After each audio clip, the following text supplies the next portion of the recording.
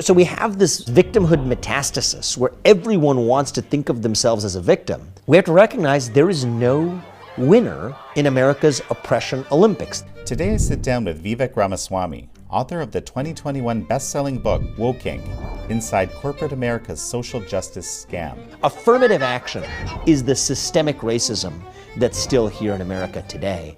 And I'm sorry to say it will then create the new kind of anti-Black racism that we had spent so many decades moving on from.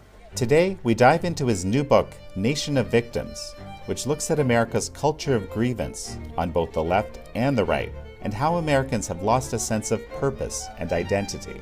This, he says, has paved the way for politicization of business and the rise of woke capitalism. I think a culture committed to excellence demands inequality of results, demands inequity of results. I'll say the quiet part out loud. This is American Thought Leaders, and I'm Jan Jekielek. Vivek Ramaswamy, such a pleasure to have you back on American Thought Leaders. It's good to be back. Thanks for having me, Jan. Well, Vivek, I've finally managed to finish your book, Nation of Victims. You know, I had you on about a month ago, just talking a little bit about it. Absolutely fascinating piece. You're looking at kind of the other side of Woke Inc., which you argue is even the more important side, and we're going to get into that in a moment.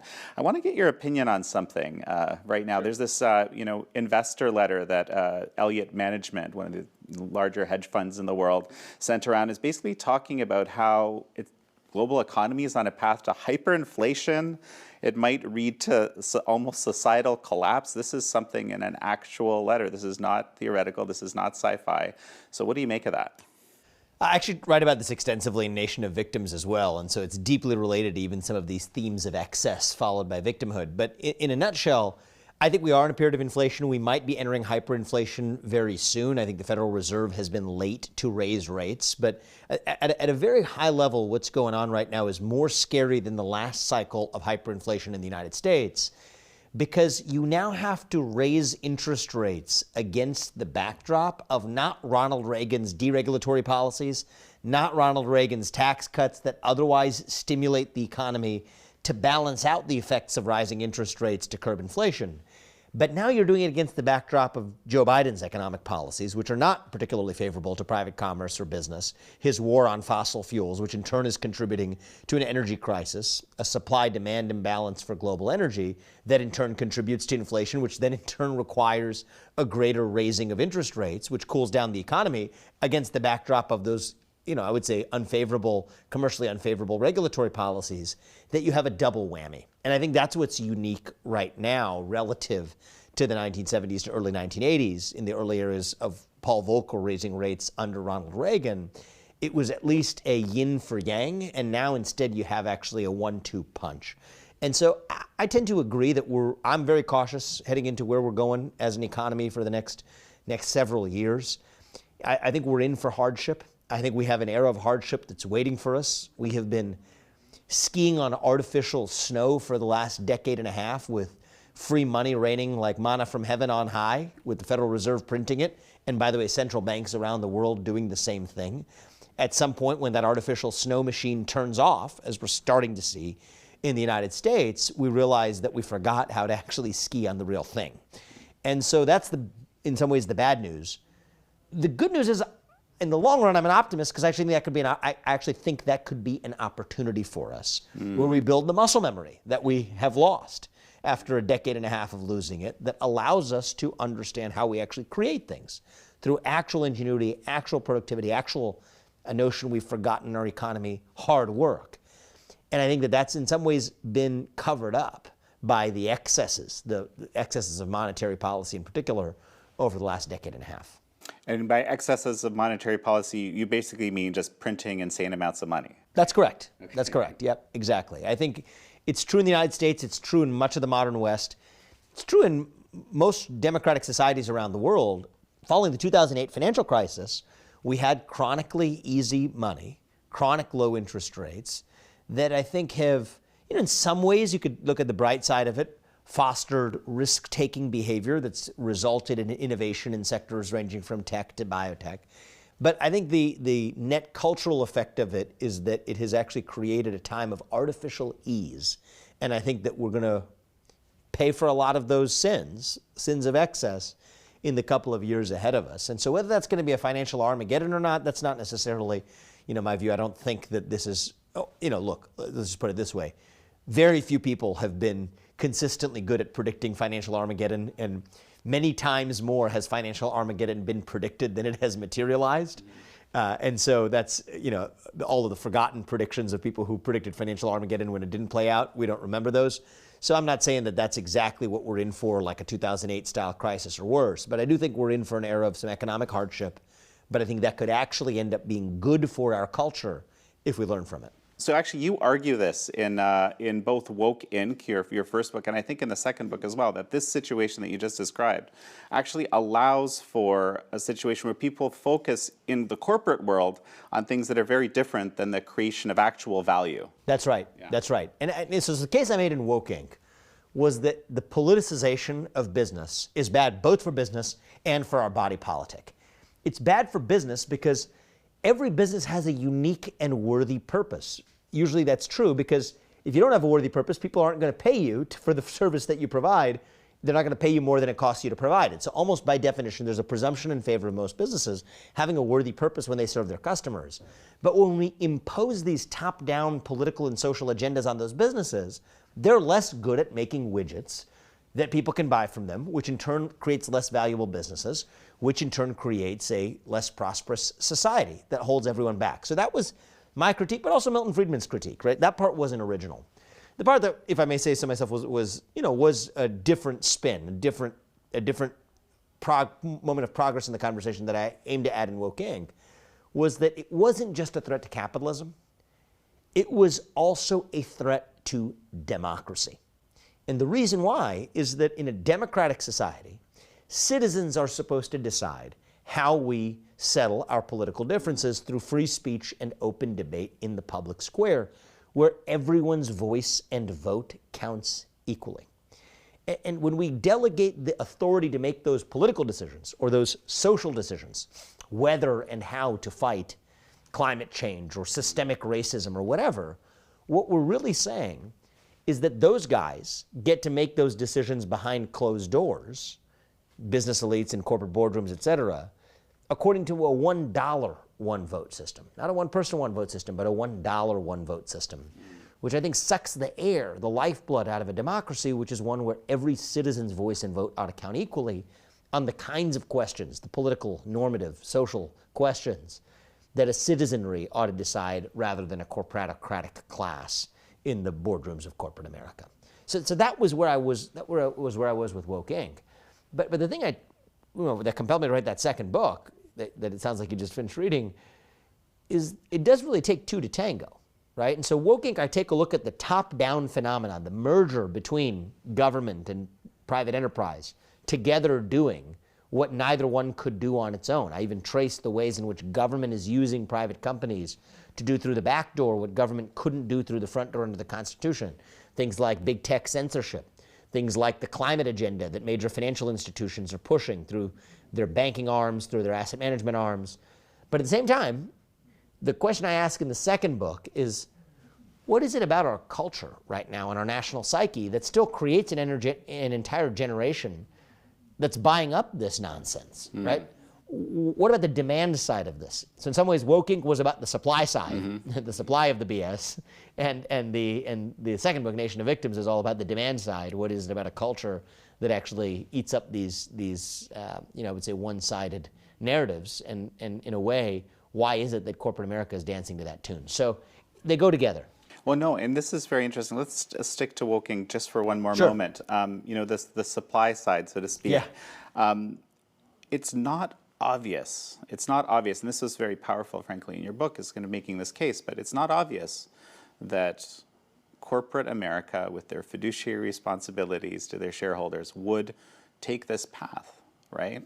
Oh, it's far from obvious. Right. Yeah, it's counterintuitive. Yeah, it's completely counterintuitive. And so, is it? And you, of course, make the case that it has to do with these very kind of loose monetary policies. That's part of it. That's part of it. Give me the whole picture. Yeah, I mean, the whole picture takes the whole book to read, but I can give you a couple underappreciated elements of it. All right. One of the stories I do trace in Woke Inc. is the story that goes back to the 2008 financial crisis.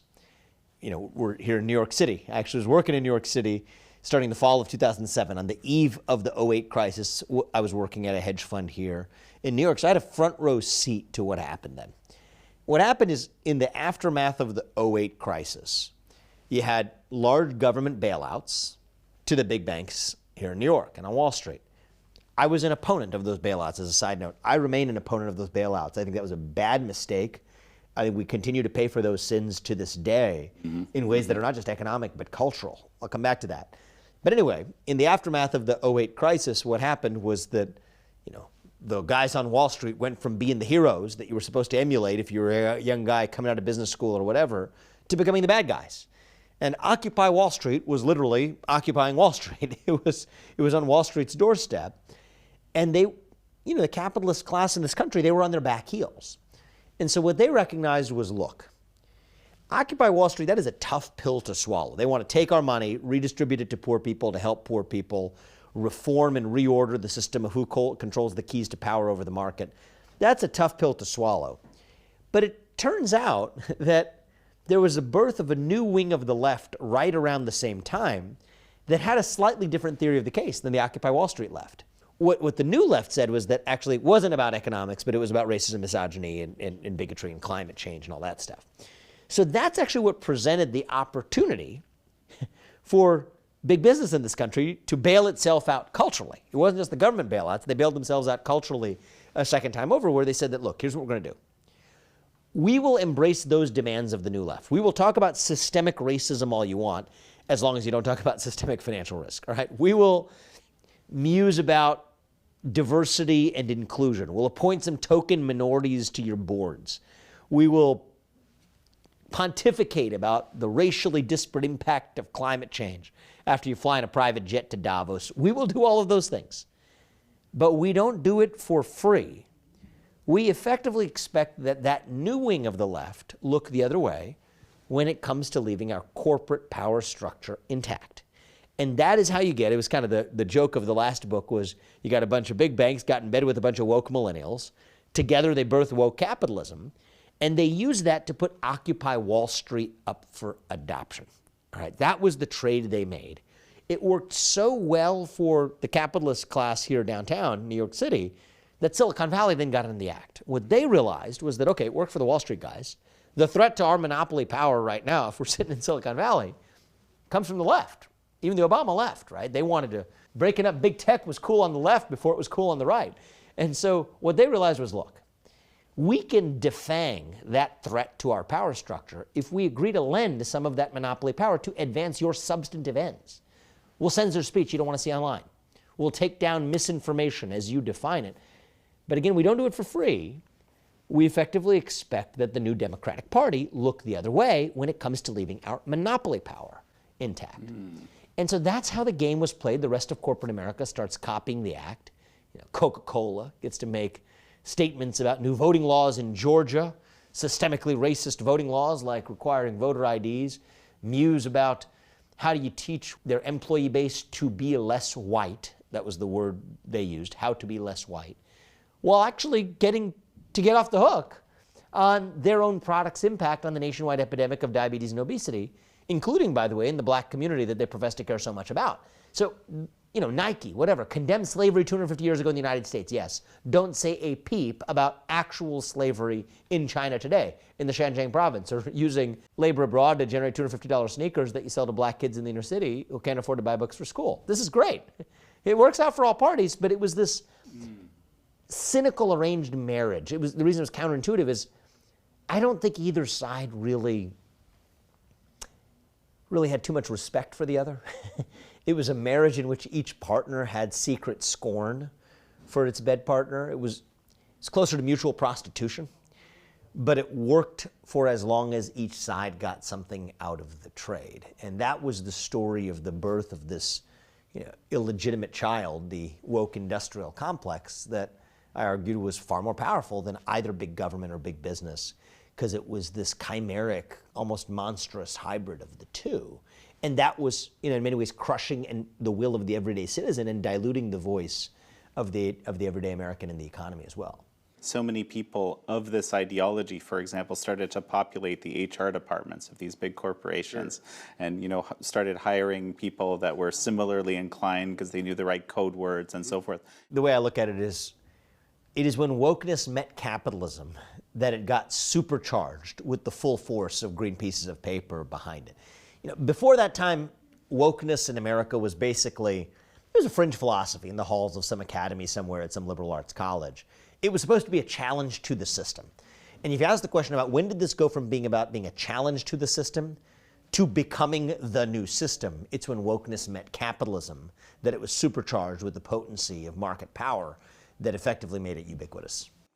But this has led, and I mean, not just this, and this is the case you make in the new book, Nation of Victims, that we're kind of in the midst of a national identity crisis, and it's not just among the left. That's right. And so this is where I get to the bridge to the second part of what I was talking about, which is it takes two to tango. On the flip side, this corporate trick wouldn't have worked if there weren't a consumer base and an employee base that effectively demanded that same behavior of the companies. And I don't think I treated that issue enough in Woke Inc., because it's a separate and complicated question. Yes, there's this cynical top-down institutional marriage between government and big business, but what about the millennial generation, my generation and younger? In fact, I would say increasingly most people, even in, under the age of 40 in the United States, demanding this sort of virtue signaling behavior and even encouraging it through their consumer buying behaviors and their employment work patterns. So that's a cultural question. Less to do with corporate America and big government, but more to do with our culture as we know it. And I think my net diagnosis, and this bled from the end of Woke Inc. into even the beginning of Nation of Victims, is that we live in this moment in our country where our entire generation, Jan, we are hungry for a cause, okay? We are so hungry for purpose and meaning and identity at a point in our national history where the kinds of things that used to fill that void for purpose, right? Things like patriotism and hard work, I think that comes up again, and family, faith, whatever it might be, national identity, the kinds of things that used to fill that void for purpose, they've slowly receded, if not disappeared, in modern life, and that leaves a black hole of identity in its wake. And when you have a vacuum that runs that deep, that is when poison begins to fill the void. That is what allows wokeism to find its home at the heart of that American soul. That is what allows scientism, as distinct from science, right? The scientism, the secular, different secular religions, one at a time, preying on that soul. What is it? It's the vacuum that actually creates the attraction to that poison. And so one of the things, I looked in the mirror after I wrote Woke Inc. I mean, look, I went on a national tour across the country. And before this, I was a biotech CEO, but this is when I became much more vocal on these issues, pointing out what I quickly came to find was an infinite list of hypocrisies of businesses, of universities, of government's relationship with business, of this new woke cancer infiltrating nearly every major institution. The hypocrisies were endless. It was almost too easy by the end. But I looked myself in the mirror and asked myself, okay, how are we actually solving the problem? Yeah, there's some value, sure, in shining a spotlight on the problem and educating people on it to the extent you know how. But we're not really moving the needle unless we fill that black hole, that vacuum for purpose, with something more rich, something more meaningful that dilutes the poison to irrelevance. And I think that's the project I took up in this second book is, okay, we've got this void of purpose. Where from here? And if we don't fill that void for purpose with affirmative values like excellence, I mean, that's the case I make in the book, a vision of American identity centered on the unapologetic pursuit of excellence, individual self-actualization, the destiny of realizing your journey as an individual. That's part of what it means to live the American dream. It's part of what it means to be American. But if we don't fill the void with something more affirming, that's when you get victimhood that fills the void instead. And I think the case I make in the first half of the book is that victimhood has become our new national identity. The call to action I make in the second half of the book is we need to fill that identity vacuum with something else based on the shared pursuit of excellence as part of what it means to be American. But the path from getting from A to B is a complicated one that runs through some uncomfortable terrain. So I want to touch on something that I thought was really, really interesting in A Nation of Victims, and it's related to exactly what you're talking about now. You point out that, I believe that some surveys were done and so forth, that it's like the people that are objecting to inequality, something very reasonable for people to object to, but it's actually the unearned inequality that is the thing that people have the big issue with. They don't mind so much if they feel like someone has done the hard work or has demonstrated the excellence to get higher status or something like that. So, right, so there's a couple dimensions to this, Jan. I mean, one is from Woke Inc., and the other is what you're talking about with respect to Nation of Victims. I think that one of the things that we lose in the debate about material inequality is that the first thing we can do is just lower the stakes in the debate. If the green pieces of paper that you and I have or someone else has or doesn't have are really just green pieces of paper that buy things, right? Okay. In the scheme of things, if you have, a nicer car than I do, or I have a nicer watch than you do, all right, well, I probably want the nicer watch, or you probably want the nicer car. But in the scheme of things, that's one category that matters. If it's just that, okay, you've got more green piece of paper in your bank account, maybe your tie is more brand name than mine, but who cares? They're just things. It's just materialist, superficial stuff in the context of what the human experience really is, in the context of what it means to be a co-equal member of a society. We can be co-equal citizens in a society, even if your tie is a more of a name brand than mine. I think part of the problem with this new trend of so-called stakeholder capitalism or ESG-informed capitalism or whatever, what that does is says, no, it's not just the fact that you have more green piece of paper than I do.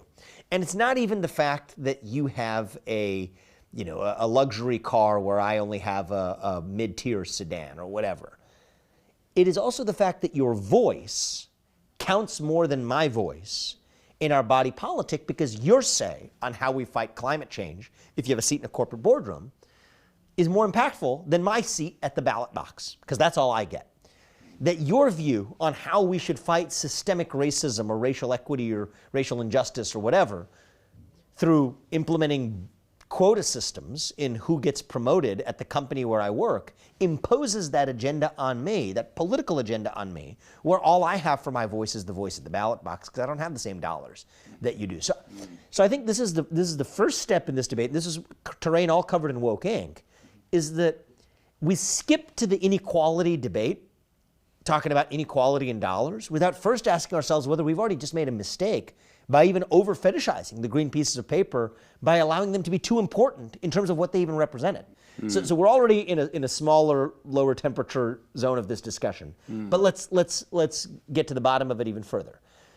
Look, I think that people would, have a lot less of a begrudging attitude towards successful capitalists if they knew and had faith in a system that person was rewarded for the value that they uniquely and individually created, rather than many who happen to get that head start for the mere act of being born, right?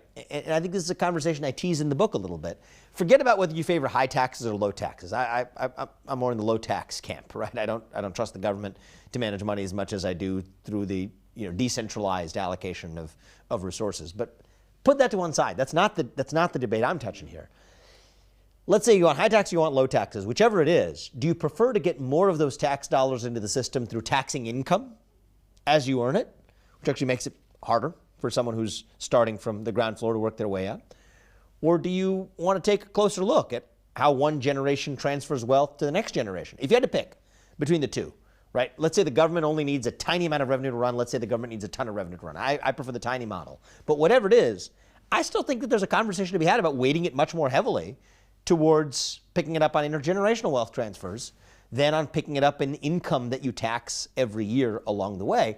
And I think, more importantly, I think that it would have the effect of making good on the promise of true equality of opportunity while completely shedding our insecurities about our collective insecurities about the inequality of results. I think a culture committed to excellence demands inequality of results, demands inequity of results. I'll say the quiet part out loud because I think we need to.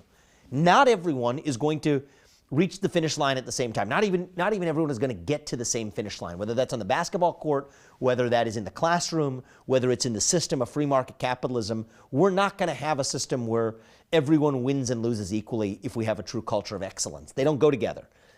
But against the backdrop of at least starting on or around the same line, and also against the backdrop of saying that even if somebody does get to that destination, it's just a question of things. It's just a question of materialistic differences, but not normative, moral differences, citizen self-worth differences. In that sense, we're still all equal.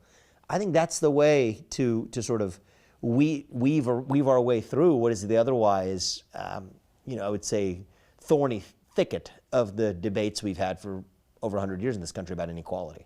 Thinking about this idea of unearned inequality is just, we have so many examples, especially over the last few years, of, I'll give one example. I was just looking at a thread written by Vinay Prasad, professor of epidemiology at UCSF, looking at all the ways in which the CDC, for example, which is, that provides the public health guidance for the nation. These are supposed to be, the elitist of the elite public health officials, has utterly failed, right? It's actually quite the list to read, right?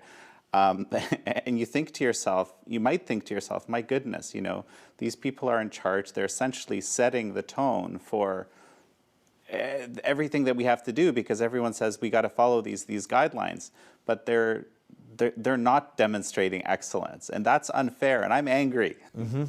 I agree with you, there's this sort of narrative of victimhood, but there's also this narrative, coming from this idea of kind of anger at the fact that many really incompetent people are in charge, and you're forced to live by their edicts, or something like this. What do you think? Yeah, I think that it's a broader discussion than just the unearned sort of rewards.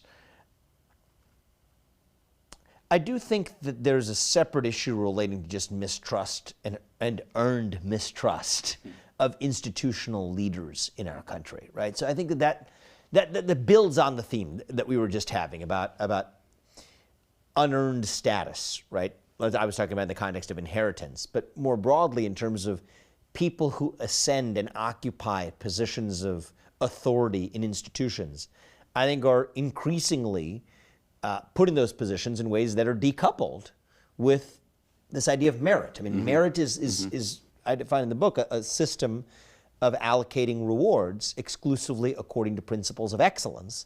Excellence is in turn an internal system for self-actualization of purpose of any institution. And so, from institutional purpose follows excellence, and from excellence follows merit as a system of distributing those rewards. Increasingly, the people who are in charge of those institutions are behaving not only in ways that dilute the purpose of those institutions, but are also put in those positions in ways that betray the principles of merit. And I think that that's a different sense in which I think the public correctly, senses that there's an unearned status, an unearned reward that's not even financial in nature, but that goes with a certain, I would say, reward of status that was unearned. I think does the diversity, equity, inclusion, cancer in this country play a role in creating that unearned status? Of course it does. I think many people are put in those positions for reasons that have little to do with their job qualifications. But it's not just that it was some sort of, racial or sexual minority or whatever that wasn't as competitive as the person who otherwise would have gotten that job in a colorblind system. It's that the idea that you can do it for that reason then opens up the possibility that, well, if we weren't going to do it for merit, we could do it for DEI reasons, but if we've thrown out merit, it can be somebody else's self-interested reason too, right? It could be, I'll just put someone there because they're going to be less of a threat to me, right? If I'm a co-equal, or if I'm on the board, I'll put someone there who isn't going to threaten my power structure in the organization. There could be other unmeritocratic reasons for doing the same thing too. So it's a double whammy. Not only are you getting unqualified people from certain underrepresented groups or whatever, that itself undermines the entire justification for merit at all. And there's all other kinds of self-interested corrupting forces that then fill that void too. So I do think that's a big part of what's sown the seeds for this public mistrust in the idea of merit, because they're right. It doesn't really exist in the way many institutions practice their behaviors. Well, at this point, I have to ask you, the Supreme Court is actually looking at affirmative action. Oh, yeah. As we speak. What do you think should happen based on your thinking here? I think the Supreme Court should strike down affirmative action, finally put a nail in that coffin. Okay, this was a mistake that was made decades ago. Let's recognize the mistake for what it was and at least move on to a better way of rectifying alleged racial inequities in outcomes. There are racial inequities in outcomes, but what accounts for that, I think, starts at a very young age in the families and in broken public schools starting as early as kindergarten or preschool. Go upstream and fix those problems instead of using this cosmetic Band-Aid on the back end of the process. Because you know what? If affirmative action worked, then you wouldn't need the same racial minority groups who needed it to get into boarding school, who then need it to get into college, who are then the exact same racial minority groups that then needed to get into graduate school, who are then the exact same racial minority groups who needed to get into the workforce. If it was working, you wouldn't need to double count or quintuple count at every step of the cascade. And I will tell you, I was at Harvard for college, I was at Yale Law School. I see it firsthand. It's the same groups, the same people that require the same affirmative action programs every time through. That means it's not working. It's a pretty good sign that it's not working. It's also a disservice to even the qualified members of those minority groups who do get those positions because of merit, because no one can tell the difference. At the end of the day, if they're going to reward people of certain races, well, even if somebody scored really highly or was excellent in their performance, they're going to be judged in an unfair way by their non-favored peers. And so, in the first instance, it is this form of anti-white and anti-Asian racism.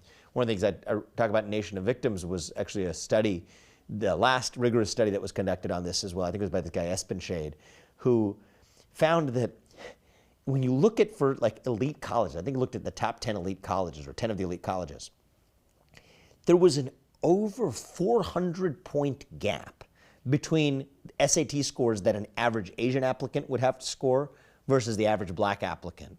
Let's keep in mind, this is a 1600 scale test where I believe you can't score less than a 400, literally. 400 is the lowest score you can get. And the difference between the Asians who apply to those colleges and the black people who apply to those colleges is an over 400-point delta. Now, nobody talks about affirmative action for the NBA or the NFL, but if you were to apply this to the NBA or NFL, it would be the equivalent of, asking someone who's black to make a half-court shot, but someone who's Asian gets a stair step right up to the hoop to go do a slam dunk. It's something that would ruin basketball. Nobody would want to watch basketball or watch football if it was informed by principles of affirmative action. We shouldn't think it's anything different in science or engineering classrooms either. It's an assault on merit. It's an assault on excellence. And I've said this before, I said it in the book, I'll say it again. An assault on merit and an assault on excellence is an assault on the American soul. Part of the essence of what it means to be American is to be able to pursue excellence unapologetically. And affirmative action, I think, I think I can pretty confidently say, I think it is the single greatest form of institutionalized racism in the United States today. Anti-white, anti-Asian racism, but which then creates a backlash wave of new anti-black racism that we otherwise would not have had but for the grievance that affirmative action creates amongst the people who are penalized by it. So that's what I say. You ever think, the creation of the grievance is intentional? I think there's a lot that happens behind closed doors that is explained by cynical motivations. I just don't think this is the one case that fits that description. I don't think the creation of the grievance was intentional. I think the creation of the white savior complex that is indulged by creating a system that gives back to black people who supposedly couldn't hack it on their own, that's an indulgence of sort of a white savior complex. But I don't think that they intended to foster grievance. I think they intended to foster gratitude. So I think instead what happened is they created new grievances in other members of the disfavored races in this game we're talking about, whites and Asians, that then created new forms of racial animus towards the people who were perceived to have taken their spots. And then you get on an airplane and you see a black pilot and you say that, well, I know that they just eliminated testing requirements because of a mandate to achieve racial equity, I think many people will. They won't say it out loud, but they will think twice when they see the black pilot in the cockpit, wondering if they're in the hands of a slightly less qualified pilot than they otherwise would have been in a world without affirmative action. And that is no one's fault other than the people who created the system that allowed one to even possibly make that inference. That is what I call true systemic racism. That is the affirmative action is the systemic racism that's still here in America today. And I'm sorry to say it will then create the new kind of racism, anti-black racism, that we had spent so many decades moving on from. I want to shift gears a little bit. Essentially, you make the argument that it's not just the left that is basically thinking of themselves as victims. It's also conservatives, very much so. You have a whole chapter dedicated to this, right? And then you kind of end up in this arms race of victimhood. So I want to get you to talk a little bit about that. You also issue a challenge, and the challenge is, we have to lay down our arms, right? But then there's a lot of people that might not think it's been a fair game, fair battle. So tell me.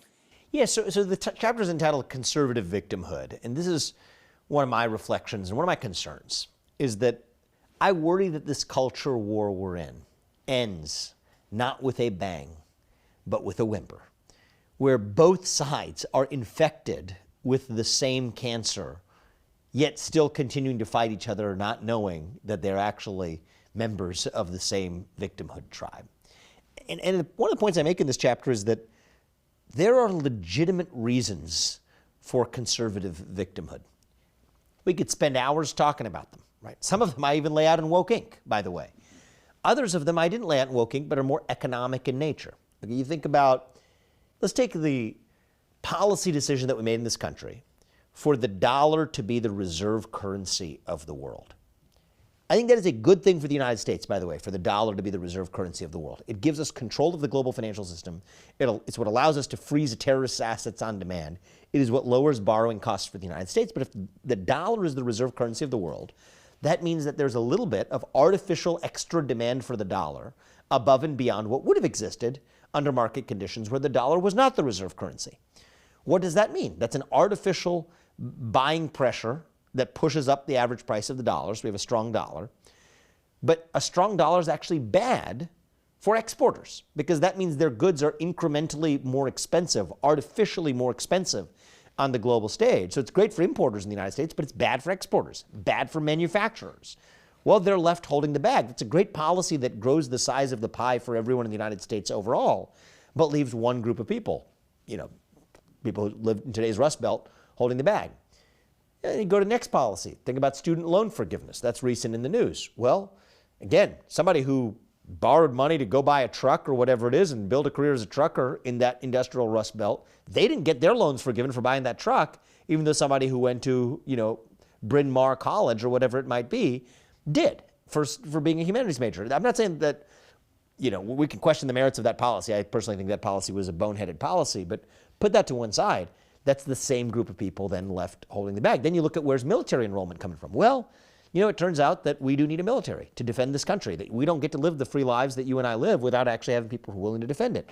Well, again, same group of people holding the bag. Then you look at the intellectual property system. Well, the intellectual property system is effectively a government-created subsidy to knowledge-based industries, and no subsidy is free. It effectively comes at the cost of manufacturing industries, the same manufacturing industries and people who worked in it who were penalized by the dollar as reserve currency policy framework that created the strong dollar. So anyway, I could go on and in a rigorous a way as one could want, hopefully, paint the case for conservative victimhood, Trumpian victimhood, justified reasons for victimhood that resulted in the election of Trump in 2016 as the expression of that frustration. Got it. But you know what else we could do? Go to the left-leaning version of this conversation. We're here in New York City. I'm sure there are a lot of them happening.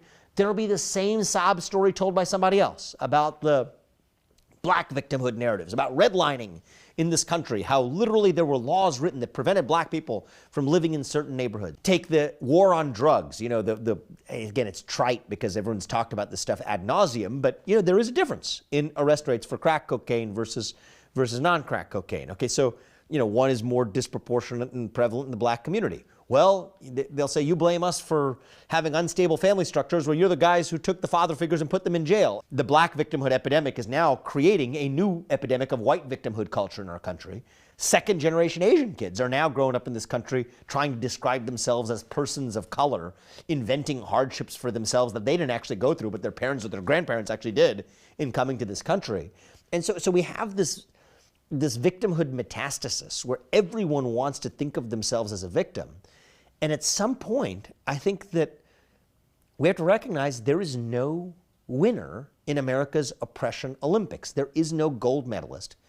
If there's a gold medalist, maybe it's China. China may be the gold medalist of America's victimhood Olympics.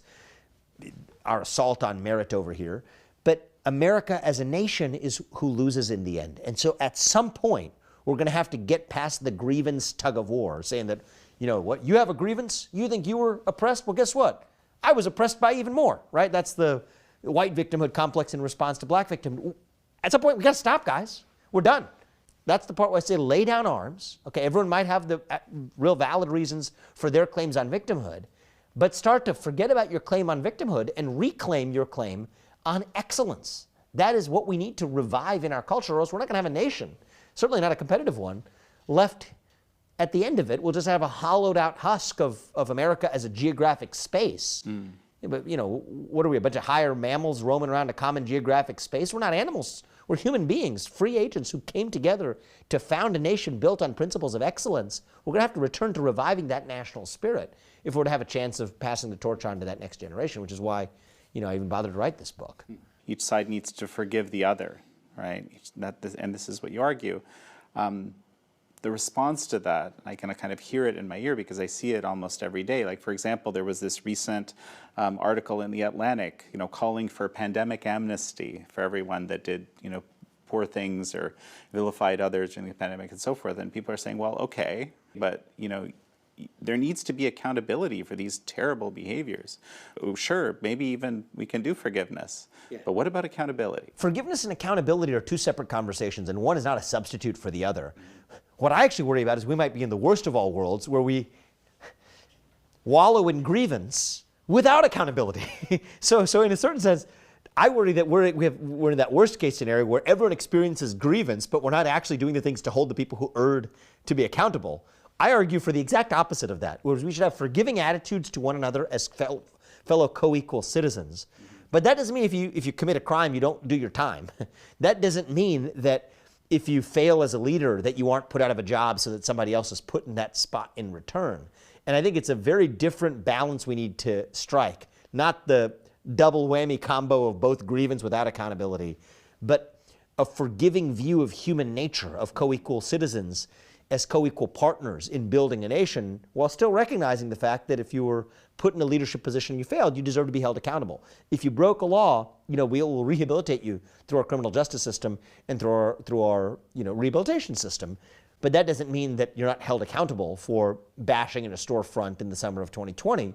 Forgiveness doesn't mean that you don't bear some level of punishment and go through, you know, a rectification system. But I think we can do both of those things at once. Not only can we do both those things at once, I think they're actually even synchronous with one another. I think part of respecting someone's humanity is to recognize that they deserve a level of being held accountable for failing to act in the way that we would expect them to comport themselves. I mean, this is the stuff of literature, Russian literature, you know, crime and punishment. Okay, this is the essence of actually respecting someone's humanity. You know, Vivek, I could speak with you for hours. Any final thoughts as we finish? Look, I think the path from victimhood to excellence runs through a lot of complicated terrain, and that's probably the most important part of the book. I think the path from victimhood to excellence runs through forgiveness. I think it runs through hardship. But you know, I also think that there are good reasons to be optimistic. Okay, there's a lot of analogies that people draw today between the rise and fall of the American experiment and the rise and fall of Rome.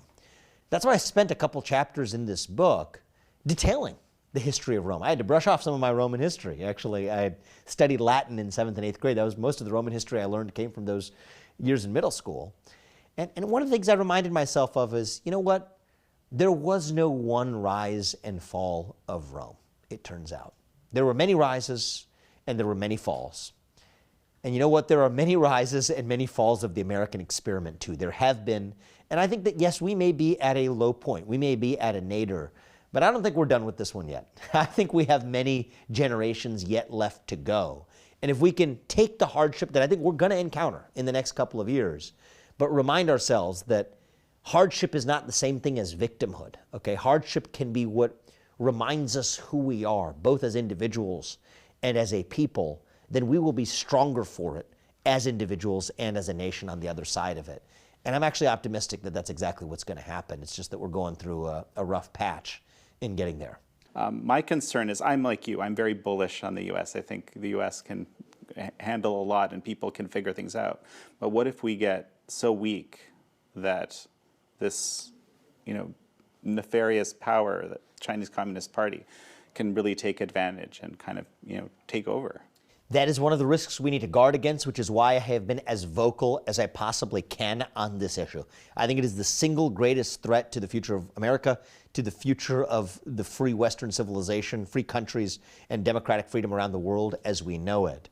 And you know what? I think that they're deeply aware of some of the kinks in our armor. I talk about this extensively in Woke Inc., about the relationship between stakeholder capitalism and ESG, applying asymmetric standards in the West that they don't apply in China. That's actually in service of China's own agenda. But you know what? There's kinks in their armor too. And as long as we educate ourselves to become more aware of it, I think we might be able to come out on the winning side of this, because history teaches us that it is the ego, the hubris of dictators and autocrats that eventually proves to be their Achilles heel. I have no reason to believe that it will not be the same for Xi Jinping. He's just taken over that third term. We just need to prepare ourselves to be as excellent as we possibly can. Rome fought that Punic War with Carthage over the small island of Sicily. I asked the question of whether Taiwan might be the Sicily of our time. But the question is, are we Rome or are we Carthage? And that's a question for America to answer through decisions we make in our culture, through decisions we make in our economy, even decisions we make in our military. As I point out in the book, we're in the middle of this divest to invest program. I think an ill-thought, ill-conceived military policy where we're decommissioning ships precisely during the window that China might make its move on Taiwan. I think this is a complete rethink from institutions ranging from government to military to our economy to our culture.